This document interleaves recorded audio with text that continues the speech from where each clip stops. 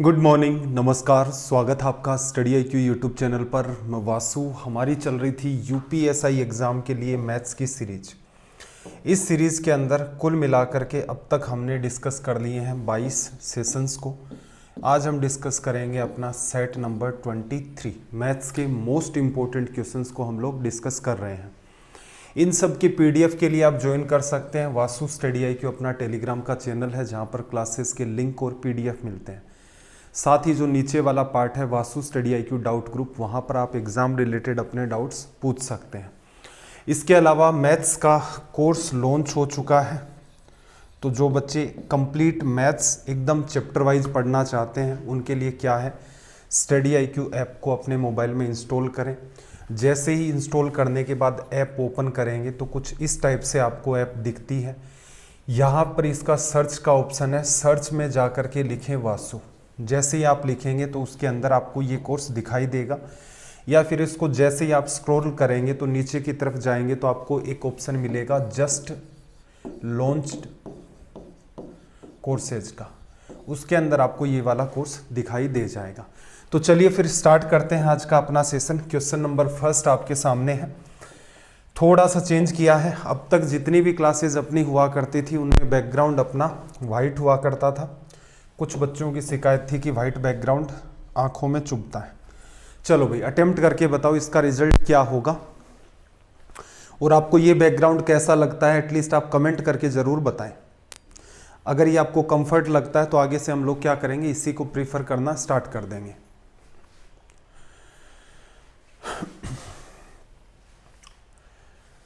उम्मीद है हो गया होगा सवाल। देखना जरा इसने क्या कहा। इसने आपसे कहा कि दो संख्याएं 3:4 के रेशियो में हैं, उनके महत्तम समापवर्त्य HCF और लघुत्तम समापवर्त्य मतलब HCF LCM का गुणनफल 2028 है। संख्याओं का योगफल क्या होगा। एक छोटी सी बात हमने पढ़ी थी जब हमने इस चैप्टर को डिटेल में पढ़ा था, तो हमने क्या देखा था कि आपके पास जो पहला नंबर है और आपके पास जो दूसरा नंबर है, उन दोनों का अगर आप मल्टीप्लाई करते हैं तो इसका कंक्लूजन क्या निकल के आता है, आपका LCM इंटू में HCF। क्लियर है। छोटा सा थ्योरी का सेक्शन है, मैं आपको यहाँ पर कवर करवाता हूँ। बात को थोड़ा ध्यान से समझना कि दो संख्याएं आपके पास, मैं मान लेता हूँ जैसे मेरे पास एक संख्या 10 है और मेरे पास एक संख्या 15 है। अगर मैं इन दोनों संख्याओं का रेशियो लेता हूँ तो मेरे पास रेशियो निकल के आता है 2:3। यहाँ से आप कहेंगे कि जो इन दोनों में जो कॉमन पार्ट था, जो आपका कॉमन पार्ट था वो क्या हो गया, कैंसिल आउट हो गया। कॉमन पार्ट था क्या, वैसे कॉमन पार्ट जितने भी होंगे, मतलब बड़े से बड़ा भी कॉमन पार्ट आपका होगा, वो यहाँ पर क्या होता है, आपका कैंसिल आउट हो जाता है। कॉमन पार्ट क्या था, असल में देखा जाए कॉमन पार्ट आपका HCF था। HCF कैसे, क्योंकि आपके पास ये जो नंबर है 10 और 15, इनका HCF लोगे तो कितना आएगा, 5।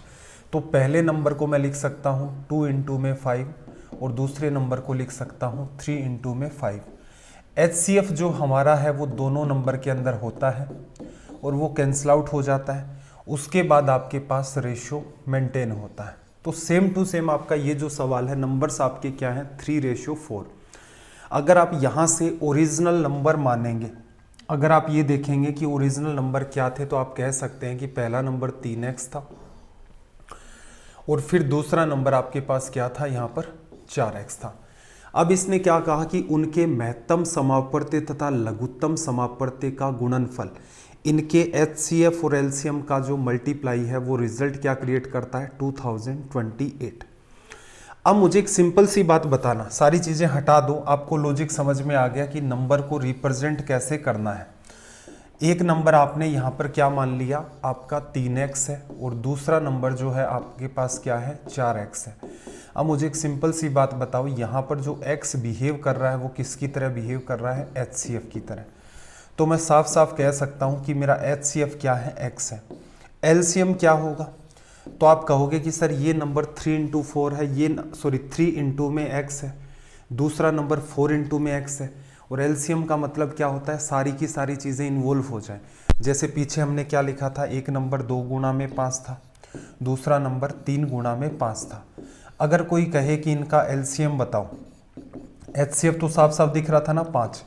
कोई पूछे LCM बताओ तो आप क्या कहोगे कि ऐसा नंबर होता है जिस नंबर के अंदर 2 इंटू 5 का भी डिवीजन लग जाए और 3 इंटू 5 का भी डिवीजन। तो आपको 2 की भी नीड है, आपको 5 की भी नीड है, 3 की भी नीड है। एक 5 आ गया तो दूसरे को लेने की ज़रूरत नहीं है। तो LCM क्या होगा, 2 इंटू में 3 इंटू में 5 लिखा जा सकता है। तो सेम टू सेम अगर कोई कहे कि इसका LCM लेकर बताओ तो आप कहेंगे सर एक तो 3 है, एक 4 भी लेना पड़ेगा और एक आपको x भी लेना पड़ेगा। ये तरीका है इस सवाल को सोल्व करने का, एकदम कॉन्सेप्चुअल तरीका, कोई भी नया काम नहीं है। LCM HCF आपको पढ़ाया जा चुका है, वहां जाकर देखेंगे, वहां भी आपको ऐसे सवाल मिल जाएंगे। चलिए भाई, इतनी बातें अगर आपकी यहाँ से क्लियर थी तो मेरे ख्याल से इस सवाल को आप एग्जाम में बड़ी ही आसानी से डील कर सकते थे। देखना कैसे, उन नंबर का HCF और उन नंबर का LCM, सीधे सीधे देखो, HCF तो x है, LCM कितना होगा, 4 गुना 3 12x और बराबर कितना 2028 लिखा। 12 से कैंसिल आउट करोगे, डिवीजन एक बार, 12 6 72, 12 गुना 9 108। एक्स स्क्वायर की वैल्यू 169, अंडर रूट करोगे तो x की वैल्यू हमारे पास आ जाएगी 13। एक नंबर आपके पास कितना था 3x, दूसरा नंबर क्या था आपके पास 4x, दोनों का सम कितना 7x। जैसे ही आप वैल्यू रखोगे तो 13 गुणा में 7 आपका रिजल्ट क्या मिल जाएगा आपको 91। क्लियर है। तो छोटे छोटे पार्ट हैं, जैसे ये रिवीजन करना कंपलसरी हो जाता है क्योंकि इस पर सवाल बनते हैं, इसलिए मैंने सीधे ही इसको लिख दिया। इसके बाद ये आपको समझाया गया है कि चीज़ें कैसे कैसे बनती हैं, कैसे कैसे आप इनको अज्यूम करोगे। एग्जाम में देखोगे गौर से तो नीचे वाला पार्ट भी लिखने की नीड नहीं थी, सीधे सीधे क्या लिखते, इनका LCM HCF जो है वो दोनों में आप क्या क्या मानोगे, 3x एक नंबर मानोगे, 4x दूसरा नंबर मानोगे, दोनों में जो कॉमन पार्ट है वही आपका HCF होगा, क्योंकि जब आप रेशियो लेते हैं तो आपका कॉमन पार्ट वैसे ही कैंसिल आउट हो जाता है। x HCF हो गया। LCM की बात करें तो x इंटू में 3 इंटू में 4, ये आप लिखोगे, मल्टीप्लाई किया x की वैल्यू आ गई। एक नंबर 3x है, दूसरा नंबर आपके पास यहाँ पर 4x है, 7x की वैल्यू निकालनी है, 13 आप रखोगे 91 आ जाएगा। तो चीज़ों को एकदम बेहतरीन तरीके से आप हमेशा समझने का प्रयास करें, किसी भी चीज़ को रटना नहीं है। 30 सेकेंड्स का आपके पास टाइम है। उम्मीद है आप इस सवाल को अटेम्प्ट कर लेंगे इजी वे में, ट्राई करके देख लो भाई एक बार।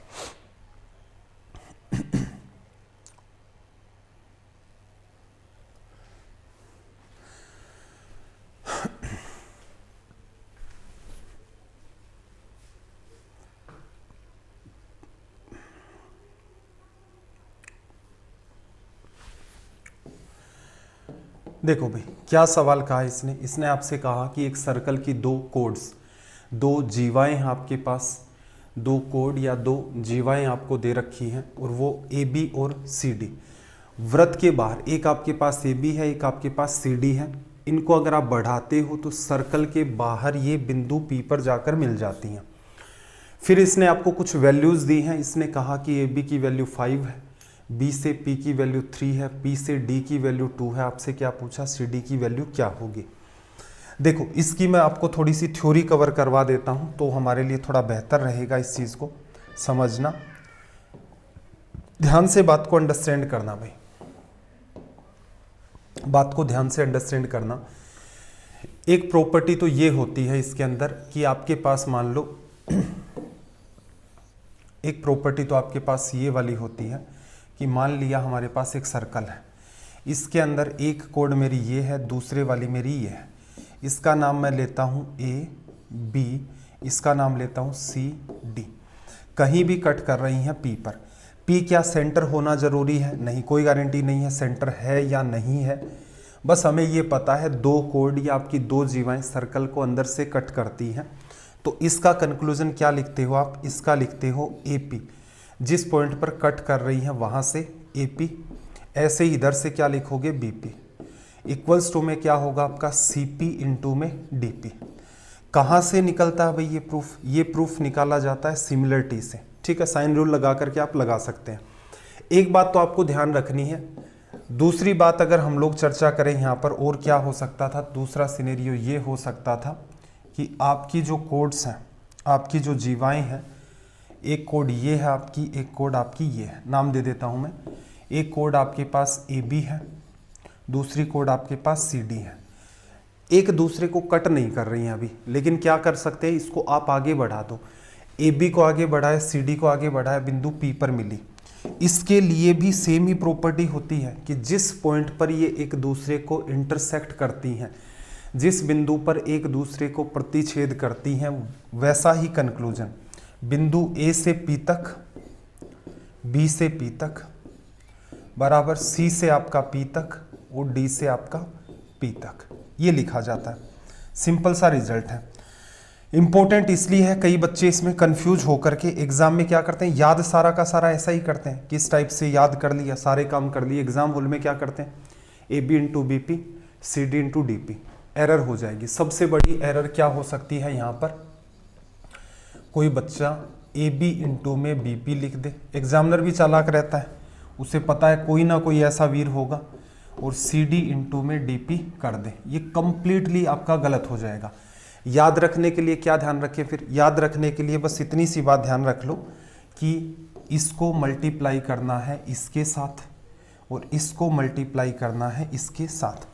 बस इतना सा आपको अंडरस्टैंड करना है। एक बार चीज़ें अगर आपकी अंडरस्टैंडिंग में आ गई, फिर मामला आसान है। यही केस आगे चल के टेंजेंट में भी क्रिएट होता है। तो मेन मुद्दा ये है कि अपना जो सवाल है वो कैसे सोल्व होता। फिर आप कहते कि सर सीधा सा काम था, ये पार्ट इस पार्ट से मल्टीप्लाई होगा और ये वाला पार्ट इस वाले पार्ट से मल्टीप्लाई होगा। तो मैं लिख सकता हूँ कि मेरा जो 2 है वो 2 प्लस एक्स से मल्टीप्लाई होगा। इक्वल्स टू में हमारे पास ये 3 है, ये 5 है, ये टोटल कितना आ गया 8। तो 3 इंटू में 8 लिखा जाएगा। कैंसिल आउट करके सोल्व करोगे, 2 से इसको काटा आपने 4 बार, 12 बन गया। 2 प्लस एक्स 12, एक्स की वैल्यू क्या होगी 2 उधर भेज दोगे तो रिजल्ट आपका जो है वो निकल के कितना आ जाएगा 10 सेंटीमीटर। तो ये असल में देखा जाए तो मुश्किल से एक लाइन का सवाल था। साथ साथ मैं पूरा प्रयास कर रहा हूँ कि भाई जिस बच्चे का कोई भी छोटा मोटा पार्ट भी अगर स्किप हो रहा है तो उसका साथ साथ में ये रिमाइंड होता रहे, आपका रिवीजन भी चलता रहे और थोड़े ढंग के हम लोग यहाँ पर सवाल भी डिस्कस कर लें। देखना भाई अगला सवाल आपके सामने एक आसान सा ही सवाल है, 20 सेकंड का आपके पास टाइम है, इसको डील करके बता दो भाई। आपके पास सोल्व करने के लिए जस्ट 20 सेकंड्स का टाइम है। सोल्व करके बताओ कि इसका रिजल्ट क्या होगा।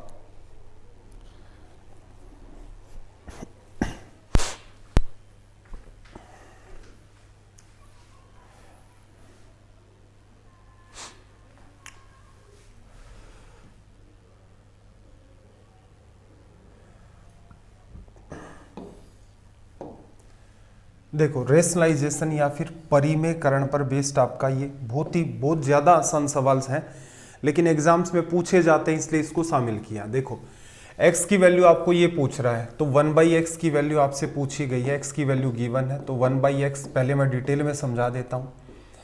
3 + 2√2 है आपके पास, ठीक है। वैसे तो ये सवाल आपका वर्बली हो जाता है, कुछ लिखने की भी नीड नहीं है, लेकिन जिस बच्चे का कॉन्सेप्ट क्लियर नहीं है लिख लो। 1/x लिखोगे तो x की जगह वैल्यू रख दी। अब हमेशा ही आपको ऐसा ऑप्शन नहीं देता है। एग्जामिनर अगर ऐसा ऑप्शन दे देता तो कोई भी बच्चा फिर सवाल पूछने का मतलब नहीं होता। क्या ये गलत है? नहीं, ये सही है। 1/x की ये वैल्यू है, लेकिन एग्जामिनर इस टाइप के ऑप्शन नहीं डालता, वो नीचे वाले पार्ट को कंप्लीट सोल्व कर देता है। सोल्व करने का तरीका क्या है, इसको हम लोग मल्टीप्लाई कर दें यहाँ पर किससे, 3 - 2√2। क्या ये सही है? हम इसे नीचे मल्टीप्लाई कर दें 3 - 2√2 से, क्या ये सही है? नहीं, ये गलत है। क्या करना पड़ेगा, ऊपर भी आपको मल्टीप्लाई करना पड़ेगा। रीज़न क्या है, मैथ्स के अंदर आप ज़बरदस्ती कुछ भी नया नहीं ऐड कर सकते। तो क्या किया हमने, ऊपर नीचे गुणा किया। अगर आप चाहें तो अभी के अभी ऊपर वाला पार्ट नीचे वाले पार्ट से कट कर सकते हैं। ऐसा कंपलसरी है मैथ्स के अंदर, करना ही पड़ेगा। असल में आप किसका मल्टीप्लाई कर रहे हो, आप 1 का मल्टीप्लाई कर रहे हो, ऊपर नीचे इसको काट दो, और 1 हर नंबर के ही मल्टीप्लाई में आपका होता है। अब देखो नीचे वाला जो पार्ट है वो क्या है, a + b इंटू में a - b। जब भी कभी आप ये पैटर्न देखते हो a + b इंटू में a - b, तो इसको आप लिख सकते हो a² - का b²। बहुत ही बेसिक सी बात है। ऊपर आपके पास क्या मेंटेन है 3 माइनस 2√2 और नीचे आप क्या करोगे इसका स्क्वायर करोगे 9 माइनस इसका स्क्वायर 4 गुणा में 2 8।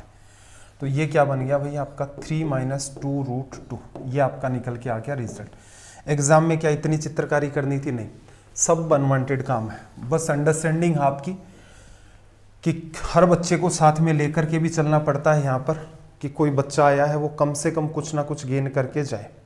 बात को समझो। 3 प्लस 2√2 है, 1/x नीचे लिखोगे, मल्टीप्लाई किसका करोगे ऊपर 3 माइनस 2√2 का, और नीचे क्या लिखोगे इसका स्क्वायर माइनस इसका स्क्वायर जो कि 1 बन रहा है। तो सीधे ही आप हिट कर सकते थे यहाँ पर और आपका रिजल्ट निकल के आ जाता।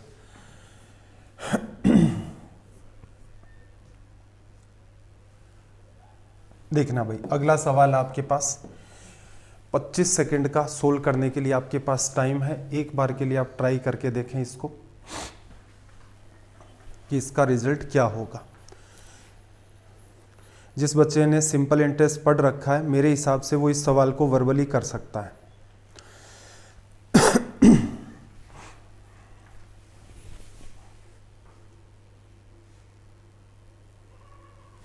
देखो भाई, आई होप हो गया होगा। बात को अंडरस्टैंड करना, क्या कह रहा है सवाल। आपसे कह रहा है कि साधारण ब्याज की दर से कोई राशि 7 साल में डबल हो जाती है। सिंपल इंटरेस्ट है, कोई पैसा आपका प्रिंसिपल है वो 7 ईयर्स में डबल हो जाता है। उतनी ही राशि उसी ब्याज दर पर, सेम पैसा सेम रेट ऑफ इंटरेस्ट पर कितने साल में 4 गुना हो जाएगा। अब थोड़ा सा आसान भाषा में समझ लो। आपके पास होता है एक प्रिंसिपल, उसमें आप अगर सिंपल इंटरेस्ट ऐड कर देते हो तो आपका अमाउंट बन जाता है। पहले केस में क्या कह रहा है, पैसा डबल हो रहा है। 1 रुपये से आपका पैसा कितना हो गया, 2 रुपये हो गया।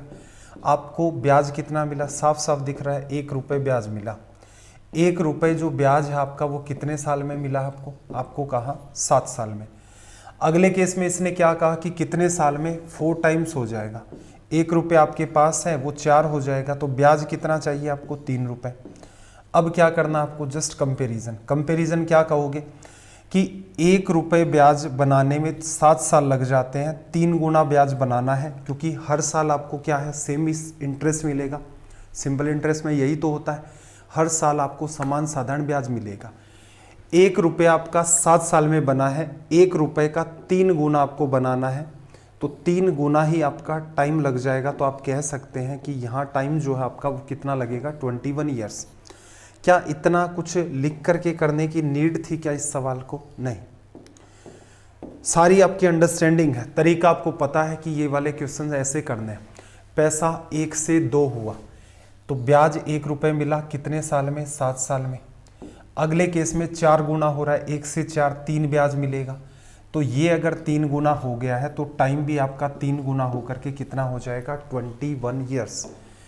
आप ठीक अगर प्रयास करेंगे तो मेरे ख्याल से इस सवाल को आप माइंड में डील कर दे जाएंगे। चलिए भाई, एक बेहतरीन और शानदार आपके पास सवाल है। 30 सेकंड का आपके पास इसको सोल्व करने के लिए टाइम है। एक बार ट्राई करके देखें कि इसका रिजल्ट क्या होगा। 30 सेकंड का आपके पास टाइम है।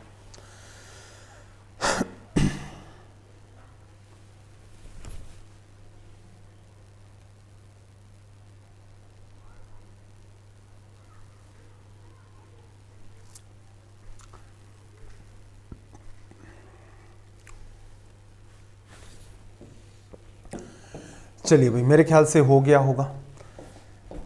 पैटर्न कैसा है पहले तो बात को समझो। इफ या यदि a² + b² + 2ab + 4a + 5 बराबर 0 है तो a - b upon a + b की वैल्यू आपके पास क्या होगी। अब थोड़ा ध्यान से बात को अंडरस्टैंड करना कि आपके पास एक तो a² है, एक 4a है, ऐसे ही आपके पास b² है और 2b है। एक फॉर्मूला आपको याद आ रहा होगा, क्या लिखते हो आप, जैसे a + b का होल स्क्वायर। a + b ना लेकर के मैं थोड़ा समझाने के हिसाब से लिख देता हूं। जैसे a + k का होल स्क्वायर आपके पास होता है तो एक टर्म तो आपको a² मिलती है, एक टर्म आपको 2ak की मिलती है और एक टर्म आपको मिलती है k का स्क्वायर, ये टर्म मिलती है। सेम टू सेम इसी पैटर्न पर बेस्ड ये सवाल होते हैं। अगर आप पहले, मैं इसको डिटेल में सोल्व कर देता हूं कि a² लिखा आपने, प्लस आपके पास एक क्या है 4a, 4a को क्या लिखोगे 2 गुना में, ये वाली टर्म आपके पास a है, एक्स्ट्रा आपके पास क्या बनेगा 2 लिखा जाएगा। इसका स्क्वायर इधर दिख गया आपको, इस a का स्क्वायर ये है, तो इस 2 का स्क्वायर आपको अलग से क्या लिखना पड़ेगा 4। ठीक है, ऐसे ही आपके पास ये वाला पार्ट क्या है b स्क्वायर है, लिखा आपने, फिर क्या लिखोगे 2 गुना में 2b आपके पास है, 2 इंटू में b, और इंटू में कुछ भी नहीं है तो 1 मान लो, और b का स्क्वायर आपको यहाँ दिख रहा है, 1 का स्क्वायर आप इधर लिख दो बराबर 0। क्या जो ऊपर पार्ट लिखा हुआ है और जो हमने यहाँ नीचे लिखा है वो सेम ही है? तो आप कहेंगे सर एकदम सेम है। कैसे? a स्क्वायर है, b स्क्वायर है, 4a है, 2b भी है, और यहाँ से 4 + 1 आपका 5b बन रहा है। अब अगर आप इस पार्ट को एक साथ कंपाइल करके कंबाइंड करके लिखेंगे तो ये क्या बनेगा a + 2 का होल स्क्वायर बन गया। अगला पार्ट क्या बनेगा, इस पूरे को अगर आप कंबाइंड करेंगे तो ये आपका बनेगा b, और यहाँ पर आपके पास 1, b + 1 का होल स्क्वायर बराबर क्या आएगा 0। अब एक दिमाग लगाना सिंपल सा कि ये जो टर्म आपको दिख रही है कौन से वाली, ये वाली जो आपको टर्म यहाँ पर दिख रही है और ये वाली जो टर्म दिख रही है, दोनों की दोनों क्या है स्क्वायर की टर्म, बीच में साइन किसका लगा हुआ है प्लस का। तो हमेशा ध्यान रखो कि भाई 0 कैसे बना होगा, फिर स्क्वायर की टर्म है वो नेगेटिव तो हो नहीं सकती। चलो नेगेटिव तो नहीं होगी, लेकिन अगर बीच में माइनस का साइन होता तब तो आप कह देते कि सर इसमें से इसको लेस भी तो किया जा सकता है। बिल्कुल सही बात है, बीच में प्लस का भी साइन है, स्क्वायर की टर्म भी है, नेगेटिव होगा नहीं स्क्वायर का रिजल्ट, तो 0 कैसे बनेगा। तो एक बात हमारे बात जहन में आसानी से उतर सकती है कि हम कह देंगे कि यहाँ पर जो आपके पास a + 2 है उसको 0 कर दो, कर दिया, और यहाँ से b + 1 को क्या कर दो आप 0 कर दो। यहाँ से a की वैल्यू क्या निकल के आएगी -2, और b की वैल्यू क्या निकल के आएगी -1। आपसे एग्जामिनर ने पूछा क्या था, आपसे पूछा था a - b, a की वैल्यू -2 और b की जो वैल्यू आपके पास -1 है, तो माइनस माइनस का +1, दोनों को जोड़ दोगे तो -2 - 1 कितना हो जाएगा -3। तो फाइनली सोल्व होकर के वैल्यू कितनी आ गई 1/3। क्या एग्जाम में इस टाइप से करना ठीक रहेगा? नहीं, ये आपकी कंप्लीट अंडरस्टैंडिंग के लिए है। अगर एग्जाम के अंदर टाइम बचता है, देखो ये तरीके क्यों सीख रहे हैं हम लोग, रीज़न ये है कि जितना ज़्यादा एफर्ट आप अपने बेसिक को क्लियर करने में लगाओगे उतना दिमाग आपका शांत होगा, और आप इन जितने भी टाइप के ये सवाल होते हैं आप इनको बड़े ही बेहतर तरीके से और काफ़ी ज़्यादा स्पीड से डील कर सकते हो। चलो तो फिर एग्जाम में क्या करना है भाई, एग्जाम में काम की बात सुनो, सारा का सारा जब अलजेब्रा में आपको पढ़ाया था तो बताया था ना, ए बी की जो टर्म होती है स्पेशली 2ab की टर्म, इसको टारगेट करो। इसको क्या लिखा जाएगा 2 गुना में b गुना में 1, और इसको आप क्या लिखोगे, इसको आप लिखोगे 2 गुना में a गुना में 2। जब आपको ये अलजेब्रा में पढ़ाया गया था तब मैंने आपको एक कंक्लूजन ये बताया था कि ये क्या लिखा जाएगा b + 1 का होल स्क्वायर, ये a + 2 का होल स्क्वायर। ये बात ऑटोमेटिक जस्टिफाई होगी। अगर ये जस्टिफाई नहीं होगी तो फिर ये सवाल नहीं बनेगा। तो यहाँ से जब आप b + 1 का होल स्क्वायर लिखोगे तो b + 1 0 लिखोगे, और इक्वल्स टू में 0 है और b की वैल्यू निकालनी है तो वो 1 दूसरी तरफ चला जाएगा। तो आप यहाँ से क्या लिखोगे कि b की वैल्यू, इसका साइन चेंज कर दो, a की वैल्यू क्या करनी है, a की वैल्यू लिखोगे तो इसका साइन चेंज कर दो। ये आपने साइन चेंज कर दिया। a - b लिखना है, इसमें से इसको लेस करोगे, -2 में से -1 अपॉन में -1 आ जाएगा ऊपर, नीचे दोनों को जोड़ दोगे -3। तो फाइनली रिजल्ट जो आपका वो क्या निकल के आता है 1/3। अगर आप ठीक ठीक दिमाग लगाएंगे तो बड़ी ही आसानी से आप इस सवाल को डील कर सकते हैं। देखना भाई अगला सवाल आपके सामने है, 30 सेकंड का टाइम है, उम्मीद है आप ठीक है 30 सेकंड के अंदर तो कर ही ले, 25 सेकंड में ही कर दो, चलो बहुत ज़्यादा टाइम वाला सा सवाल है नहीं।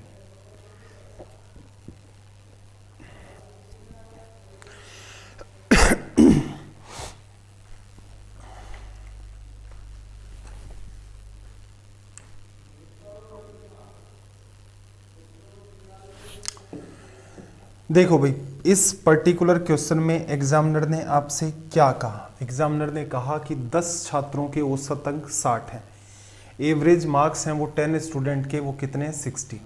गलती से एक छात्र को 90 के स्थान पर 40 अंक दे दिए, सही औसत ज्ञात करें। एक मेथड तो इसे सोल्व करने का ये कहता है कि आप इन क्वेश्चंस को टोटल से कर लो, ठीक है, टोटल से कर लोगे, लेकिन टोटल के साथ वैल्यू की समस्या क्या है, ये जो सवाल हैं ये आपके काफ़ी ज़्यादा कैलकुलेटिव हो जाते हैं। फिर दूसरा तरीका क्या है? दूसरा तरीका है इन क्वेश्चंस को आप करो बेस वैल्यू कॉन्सेप्ट से। बेस वैल्यू कॉन्सेप्ट से करोगे तो सवाल का चांस बनेगा कि कैलकुलेशन बहुत कम करनी होगी, बिना किसी कन्फ्यूजन के रिजल्ट आ जाएगा। बेस वैल्यू कॉन्सेप्ट पढ़ा था हमने इसी चैप्टर में। अब देखो 10 स्टूडेंट के जो एवरेज मार्क्स हैं वो 60 हैं, एक छात्र को गलती से 90 के स्थान पर कितने दे दिए? 40। 40 तो उस बच्चे के पास है और उसे देने कितने चाहिए थे? 90। एक सोचने का तरीका ये हो सकता है कि सर ऐसा करो, उस 40 नंबर को हटा दो और उसकी जगह पर क्या करो? 90 ले आओ। तो फाइनली ग्रुप में क्या फ़र्क पड़ेगा? 50 नंबर का फ़र्क पड़ेगा। ये चीज़ थोड़ी सी सोचने के मामले में अजीब लगनी स्टार्ट हो जाती है बहुत बार। इसी बात को अगर मैं आसान भाषा में कहूँ तो बात को समझना। एक बच्चे को 90 के स्थान पर कितने नंबर मिले हैं? 40। उस बच्चे को 40 नंबर तो दे रखे हैं आपने, और वो निकाल करके ही आपने एवरेज कितना बताया है? 60। उस बच्चे को देने कितने हैं? 90 नंबर। 40 दे रखे हैं, कितने दे दें बाहर से? 50 नंबर और दे दें। तो इसका मतलब पहले जितना भी सम बन रहा था, टोटल बन रहा था, उसके साथ हमने कोई छेड़खानी नहीं की, उसके हिसाब से एवरेज बन रहा था 60। अब हमने क्या किया? उस बच्चे के 40 नंबर ऑलरेडी थे, हमने 50 और बढ़ा दिए। अब 50 नंबर पूरे ग्रुप के अंदर आ गए, टोटल में बढ़ गया। अब एवरेज में हमें बताना कितने का इंक्रीज है, तो ये 50 नंबर 10, हालांकि मिले उस बच्चे को हैं, मिले तो उसी बच्चे को हैं, लेकिन जब एवरेज निकालोगे तो पूरे के पूरे ग्रुप के अंदर बात जाएगी। तो 10 बच्चों में इनको डिस्ट्रीब्यूट करोगे तो आप पाओगे कि जो आपका औसत है वो 5 से बढ़ जाएगा। पहले कितना था आपका एवरेज? 60। अब आपका एवरेज कितना हो जाएगा? 65। तो अगर आपने बेस वैल्यू कॉन्सेप्ट के ऊपर काम कर रखा है तो इन सवालों को आप माइंड में भी कर सकते हैं, कोई भी मुश्किल काम नहीं था। चलो भाई, एक सवाल आपके सामने, 25 सेकंड्स का आपके पास टाइम है। एक बार के लिए ट्राई करके बताएं कि इसका रिजल्ट क्या होगा।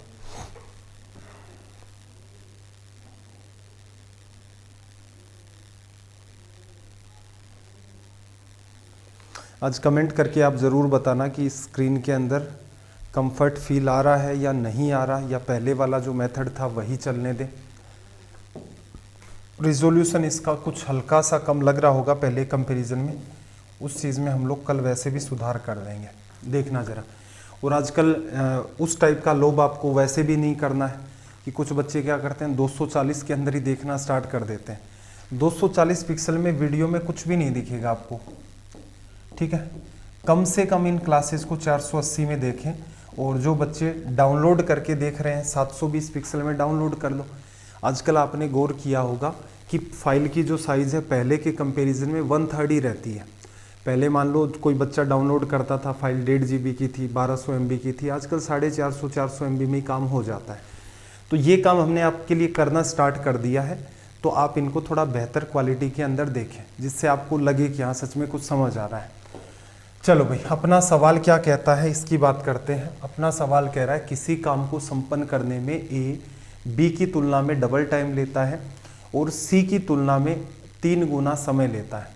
ए जो है वो बी के कंपैरिजन में डबल लेगा और सी के कंपैरिजन में क्या होगा? 3 गुना टाइम लेगा। तो इससे बी के कंपैरिजन में बी की जो भी वैल्यू है, इसको कैसे करोगे? देखो, किसी कार्य को संपन्न करने में ए बी की तुलना में 2 गुना टाइम लेता है, ये 1 लेगा तो ये 2 लेगा, ठीक है। और सी के कंपैरिजन में 3 गुना टाइम लेता है, ये 1 लेगा तो ये 3 लेगा। तो हम क्या करें, 2 और 3 का एलसीएम ले लेते हैं, कितना आ जाएगा हमारा? 6 आ जाएगा।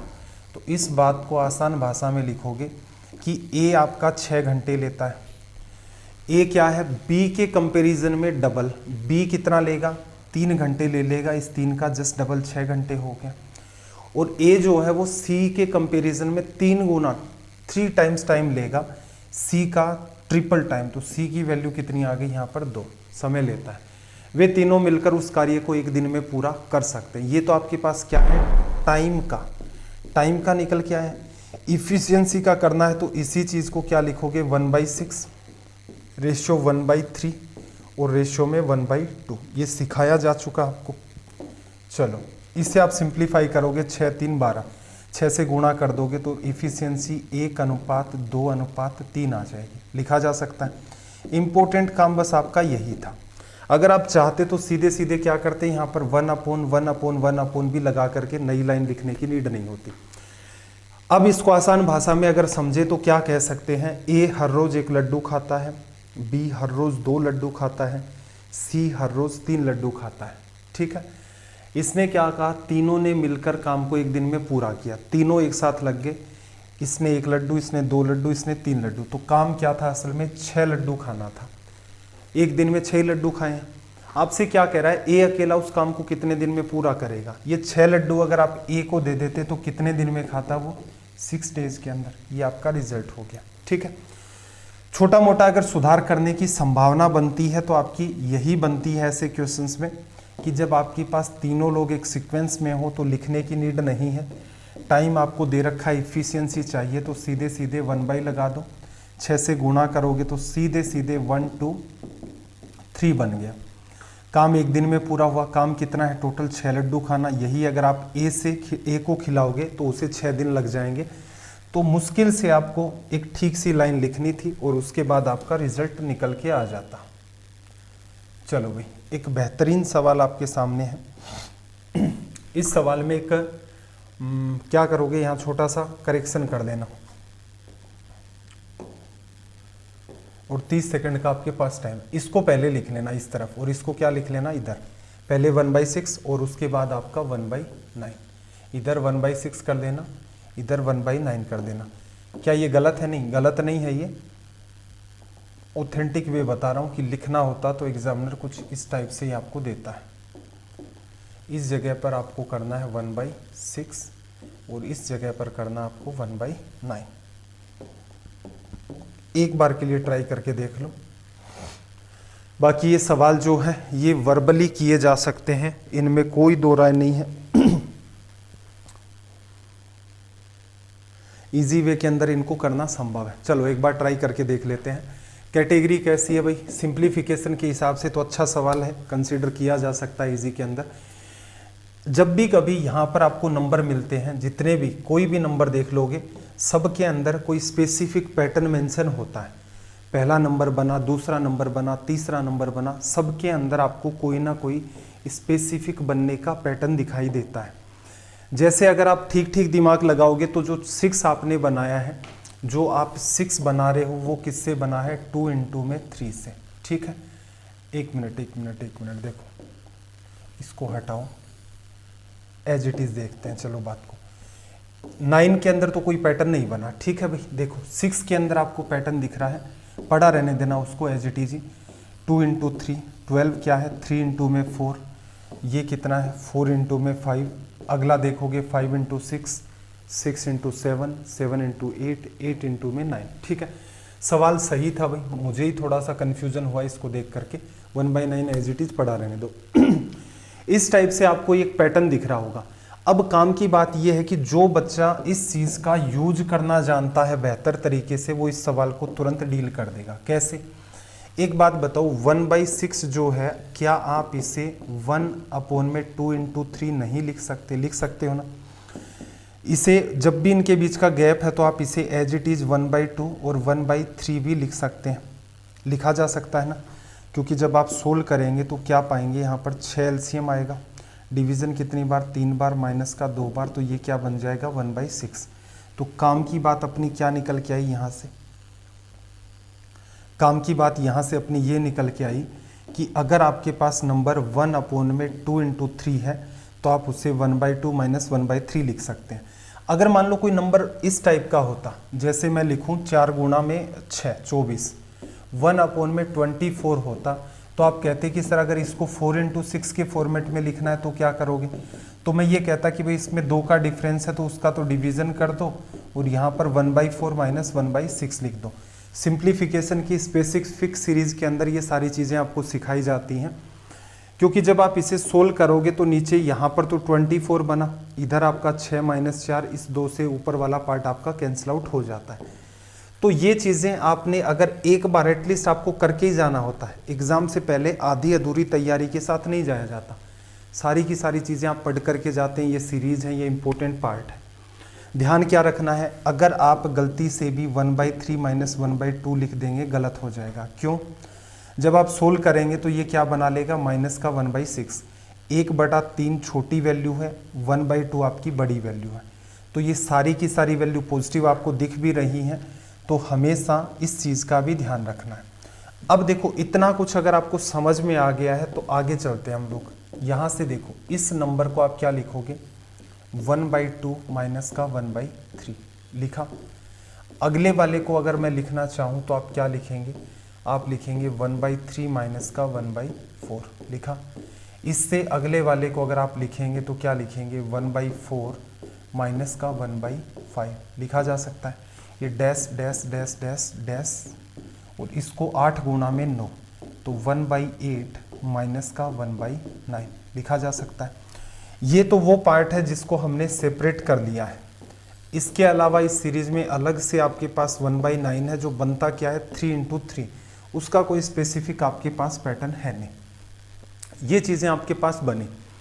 अब गौर से देखोगे तो देखना, ये 1/3, इसका सेकंड पार्ट अगले के फर्स्ट से कटता है, इसका सेकंड अगले के फर्स्ट से कटता है, इसका सेकंड अगले के फर्स्ट से। यहाँ जो नंबर है उसका सेकंड पार्ट इस पार्ट के फर्स्ट वाले से कैंसिल आउट। आपके पास क्या बचा, यहाँ पर 1/9 बचा है और यहाँ पर माइनस का 1/9 बचा है। तो इस पूरे के पूरे क्वेश्चन का रिजल्ट क्या हो जाएगा, आपका 0। ठीक है, एग्जाम में इतना कुछ नहीं लिखते हैं, पहले वाली स्टेप लिखते ही आपको आइडिया, फर्स्ट और लास्ट लिखी जाती है मैक्स टू मैक्स, और उसी से आपको आइडिया लग जाता है कि कैसे सोल्व होगा। ज़्यादा से ज़्यादा लिखो तो 2 स्टेप लिख लो इधर वाली, इससे भी आपको आइडिया लग जाएगा कि कौन सा पार्ट यहाँ पर आपका कैंसिल आउट हो जाएगा। चलो भाई, एक शानदार सा सवाल आपके सामने अलजेब्रा का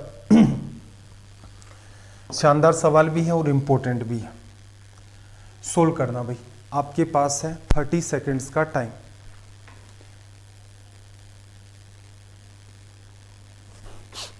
सेकेंड्स का आपके पास टाइम है, और सवाल ऐसा है कि एक टाइम के बाद आप चाहें तो इन सवालों को वर्बली भी डील कर सकते हैं।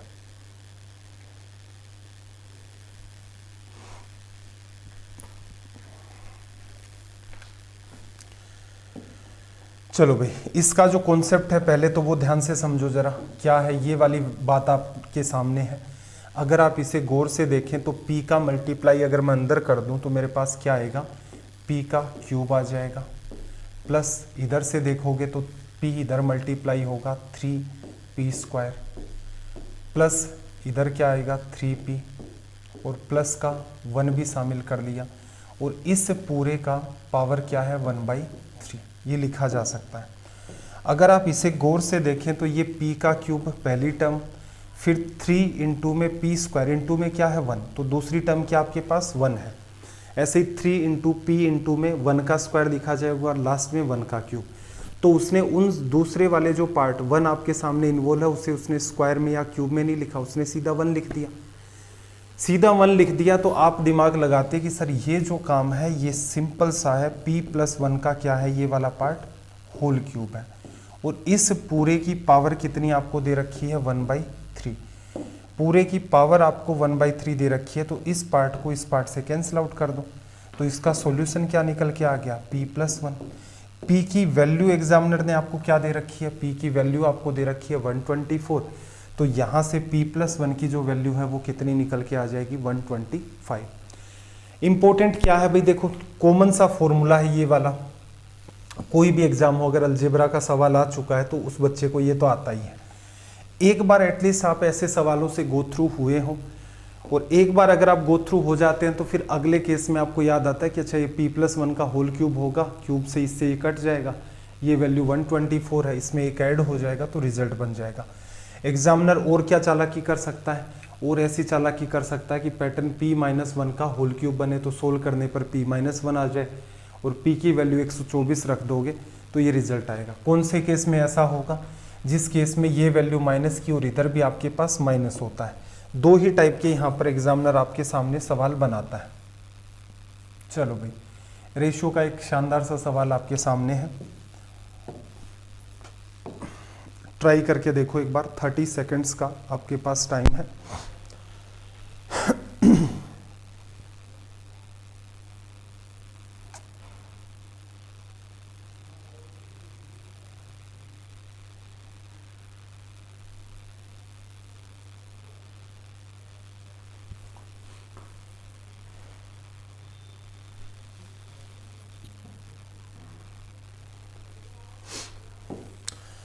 चलो भाई, देखते हैं क्या कहा इसने अपने सवाल में। इसने आपको कहा कि बंटी के मिठाई के डिब्बे में कैंडीज हैं और कुछ उसके पास च्युइंगम्स हैं। ठीक है, कुछ उसके पास कैंडीज हैं, कुछ उसके पास च्युइंगम है और इनका रेशियो 7:13 है। उसके 8 कैंडीज और 11 च्युइंगम खा लेने के बाद अनुपात 1:2 हो जाता है। उसके पास अब कितनी कैंडीज बची हैं? तो सिंपल सा लॉजिक है, क्या ले लो भाई, कैंडीज ले लो और फिर यहाँ पर आप क्या ले लो, च्युइंगम ले लो। कैंडीज कितनी मानोगे? कैंडीज उसने बताई 7, तो 7x मान लो। च्युइंगम कितनी? 13, तो 13x मान लो। ये आपने मान लिया। फिर इसने क्या कहा, क्या कर रहा है वो? 8 कैंडीज खा लेता है, 8 खा ली। च्युइंगम कितनी खाई? 11 खाई।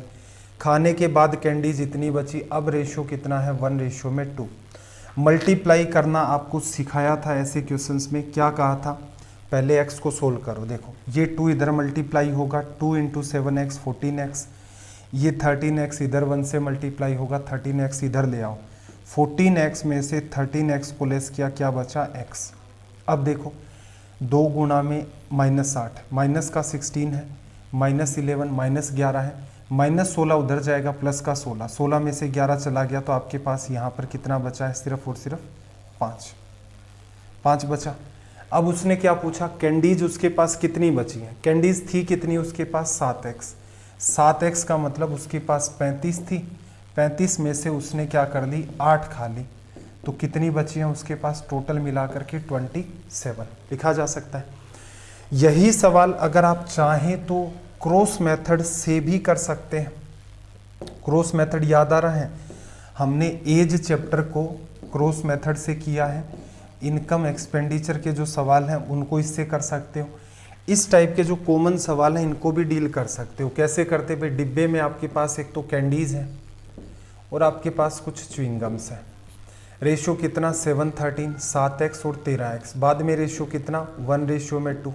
ये हो जाता है। पहले वाली और बाद वाली के बीच का, इसके और इसके बीच का अंतर कितना है? 8। इसके और इसके बीच का अंतर कितना है? 11। क्रॉस मेथड कहता है बड़े में से छोटे को घटा दो। ये x है यहाँ पर। 14x में से 13x चला गया, x बचा। 8 × 2 16 में से 11 चला गया, कितना आया? 5। च्युइंगम आपसे, सॉरी कैंडीज आपसे पूछ रहा है, x की वैल्यू रख दोगे तो इनिशियल लेवल पर उसके पास कितनी थी? 35 थी। 8 उसने खा ली तो उसके पास टोटल मिला करके अब कितनी बची हुई है? 27। तो एक तरीका आपका ये भी है डील करने का। क्रॉस मेथड जो है हमारा, उसको एक बार ध्यान से बस आपको सीखना होता है। फ़ायदा क्या है? फ़ायदा बस इतना सा है कि भाई एक तो आपको आसानी से आप चीज़ों को लिख लोगे, कैलकुलेशन में कोई मुश्किल नहीं होगी। जो नॉर्मल ट्रेडिशनल तरीके होते हैं, हालांकि हम तो चलो दोनों ही केसेस में कैलकुलेशन पर फोकस करते हैं। ट्रेडिशनल तरीका होता है जो जनरली बच्चा प्रीफर करता है, उसके अंदर बहुत ज़्यादा टाइम कंज्यूम होना स्टार्ट हो जाता है, तो वो आपको बिल्कुल भी प्रीफर नहीं करना है।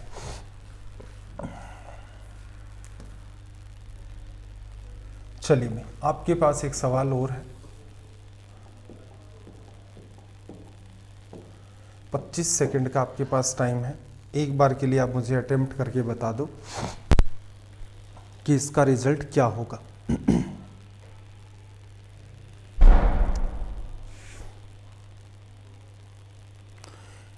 इनकम एक्सपेंडिचर के ये वाले जो सवाल हैं, इनकी फ्रिक्वेंसी बहुत ज़्यादा हाई रहती है, तो ये आपको अच्छे से आने चाहिए।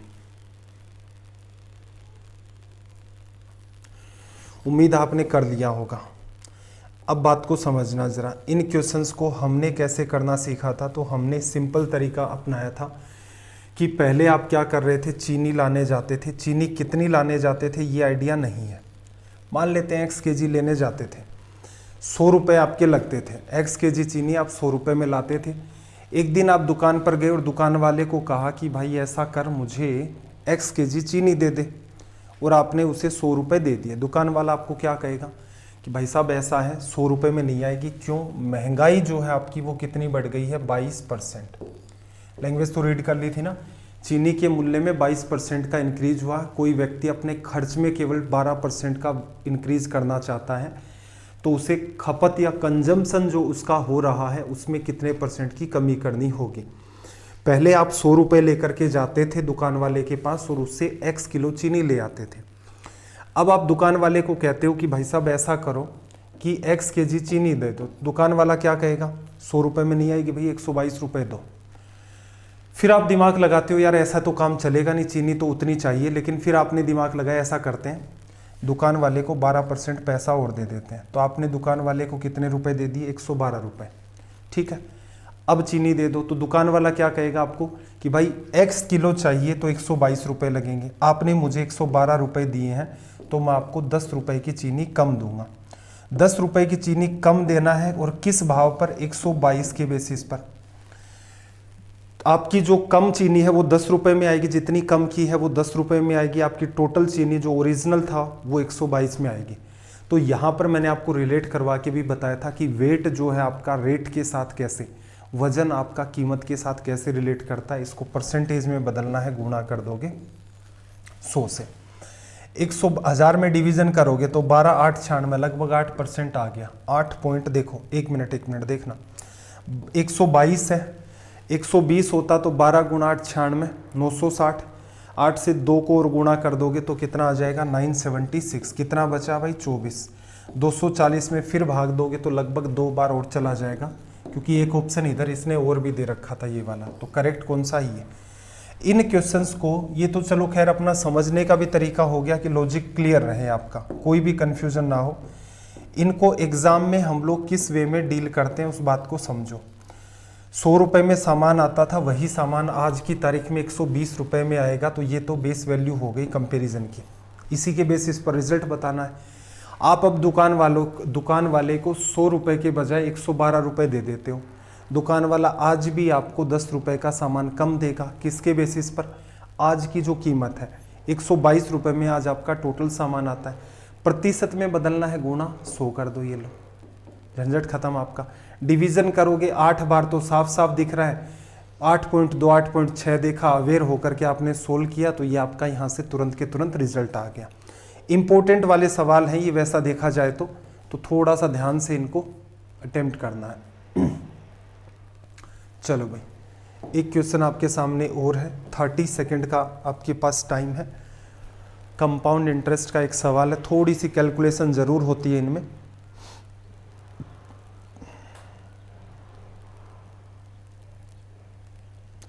ट्राई करके देखो, बात बन जाएगी।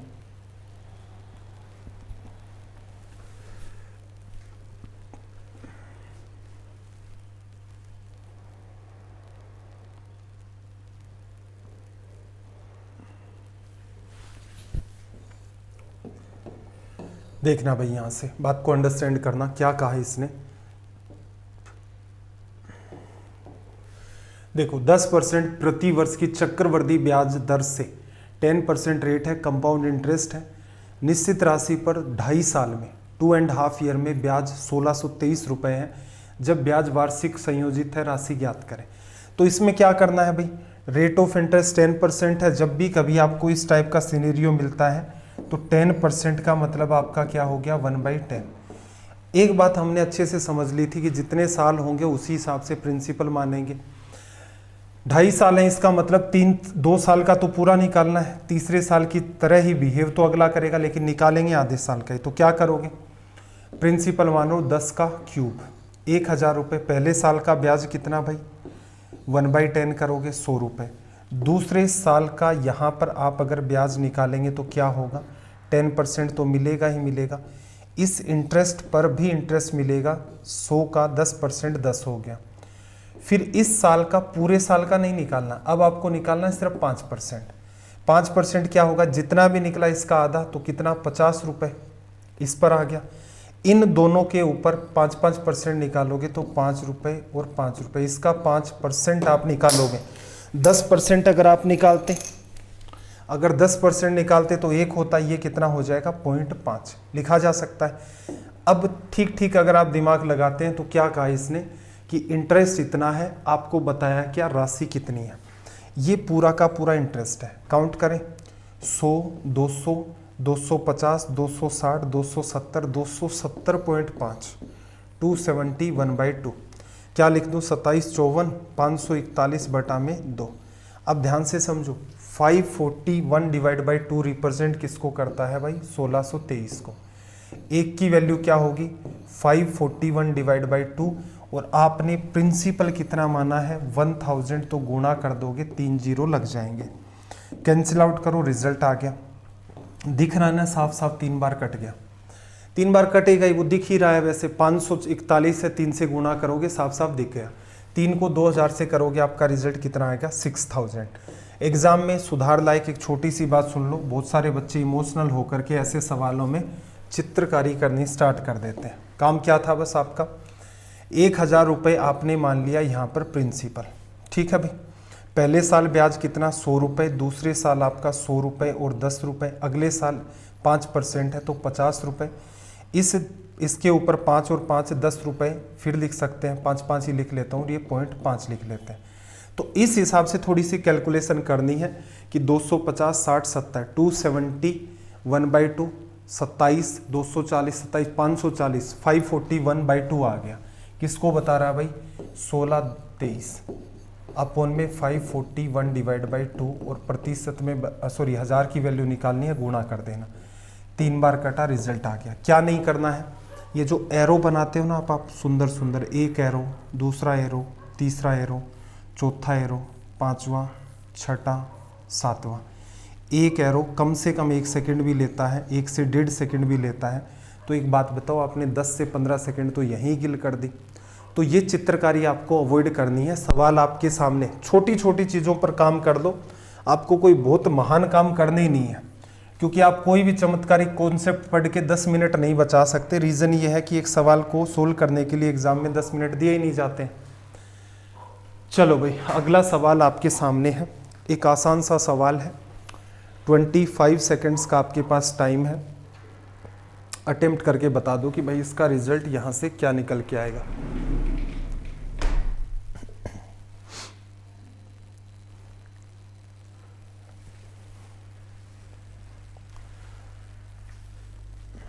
उम्मीद है हो गया होगा। देखना भाई, यहाँ से क्या कहा इसने कि यदि एक राशि चक्रवृद्धि कंपाउंड इंटरेस्ट द्वारा 4 साल में 2190 हो रही है, 5 साल में 2490 हो रही है, जबकि ब्याज वार्षिक रूप से संयोजित है। पहले पैसा 2190 है, कितने साल में, 4 साल में। 5वें साल में क्या होगा, इतना पैसा हो गया, इसका R% लिया जाएगा ब्याज, और उसको ऐड करने के बाद पैसा कितना हो गया, 2409। तो आप क्या कहोगे कि इसके अंदर हमने इस पैसे में R% को और ऐड कर दिया, क्योंकि इसके बीच का जो ड्यूरेशन है वो कितना है, 1 साल। ये 4 साल में हुआ है, वो आपका 5 साल में हुआ है। एक पैसा 4 में होता, दूसरा 6 में होता तो अंडर रूट करते, एक 4 में होता, एक 7 में होता, क्यूब रूट करते। वो सब तो समझा ही है। अब कोई फर्क नहीं पड़ता इस सवाल में कि पहला जो पैसा है वो 16 साल में है, दूसरा आपका 17 साल में। सवाल ऐसे होता, पहला जो पैसा है, आपका जो पैसा है 23 साल में कह देता कि 2190 हो रहा है, और 24 साल में आपका 2409 हो रहा है। कोई फर्क नहीं पड़ता, 1 साल का गैप है। 1 साल के गैप में सिंपल इंटरेस्ट और कंपाउंड इंटरेस्ट सेम ही बिहेव करेंगे। और इसने क्या कह रखा है, ब्याज जो है आपका वो लिया जाता है कंपाउंडेड एनुअली, वार्षिक रूप से। हाफ ईयरली होता तो भी 6-6 महीने के 2 गैप होते। तो क्या करना था, करना कुछ नहीं था, सीधे सीधे डील करते। पहले तो देखो ब्याज कितना है, बड़े में से छोटे को लेस करोगे, 9, 1, ये आ गया यहाँ पर। 1 मिनट, क्या किया भाई हमने, उसमें से इसको लेस किया, इसको लेस करोगे आप, और ये वाली बात क्या रह गई हमारी, 219 आ गया ना, चेक करना भाई, हाँ 219 आ गया। 10 ऐड कर दोगे तो ये 2200 हो गया। ठीक है, 219 रुपये ब्याज बना किस पर, 2190 पर, प्रतिशत में बदलना है गुना 100।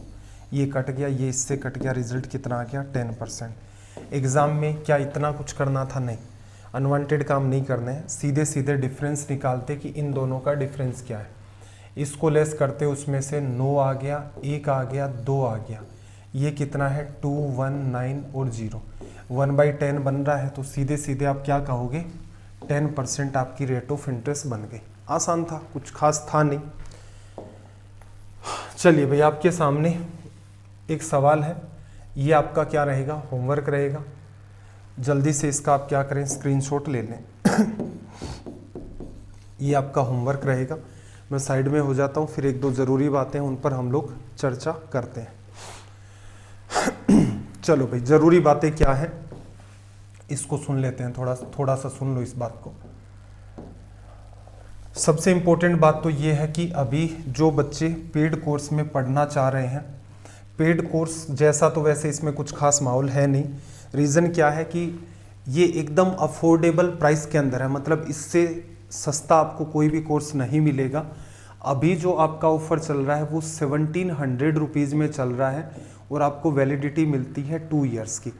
एग्ज़ाम कौन कौन से कवर होंगे तो वो मैं बता दूं, इसमें SSC CGL pre plus mains cover होगा, CDS कवर होगा, इसके अंदर आपकी जितनी भी स्टेट एग्ज़ाम्स हैं, बैंकिंग एग्ज़ाम्स हैं, CSET और स्टेट PSC की जो एग्ज़ाम्स हैं जिनमें मैथ्स आता है वो सारी कवर होंगी। क्या मामला सारा एक साथ चलेगा, नहीं, इसमें क्या होता है, आपको फोल्डर्स मिलते हैं। इस कोर्स के अंदर आपको फोल्डर्स मिलते हैं, जैसे अलजेब्रा का एक फ़ोल्डर हो गया, ट्रिग्नोमेट्री का एक फ़ोल्डर हो गया, परसेंटेज का एक हो गया, और सब में क्या होता है, 0 लेवल से स्टार्ट करते हैं, 0 लेवल, फिर बेसिक सवाल, फिर मॉडरेट सवाल, फिर डिफ़िकल्ट सवाल। तो जो बच्चे स्टेट लेवल की तैयारी करते हैं उनको क्या कहते हैं, सिर्फ आप मॉडरेट जो टाइप के सवाल होते हैं आसान से मॉडरेट उन्हीं को करें, उसके आगे आपको करने की नीड नहीं है। बाकी आपको प्रैक्टिस के लिए इनमें PDF सब कुछ दी जाती है, आप PDF को प्रिंट फॉर्म के अंदर कन्वर्ट करवा सकते हैं। ये जो ऑफर है ये अभी के लिए ही चल रहा है, 31 तारीख के बाद इसकी वैलिडिटी जो है आपकी वो डिक्रीज होकर के 1700 रुपये में 1 साल हो जाएगी।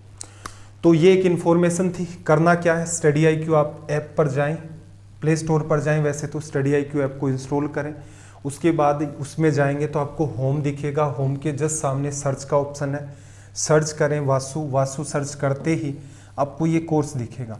इस कोर्स में नीचे की तरफ जाएंगे तो जहाँ डेमो वीडियो है उसके अंदर पहला ही वीडियो चला के देखोगे तो वो इंट्रो का वीडियो है, लगभग 17 से 18 मिनट का। उसमें मैंने इसके अंदर आपको डिटेल में समझा रखा है कि इसमें क्या क्या होगा।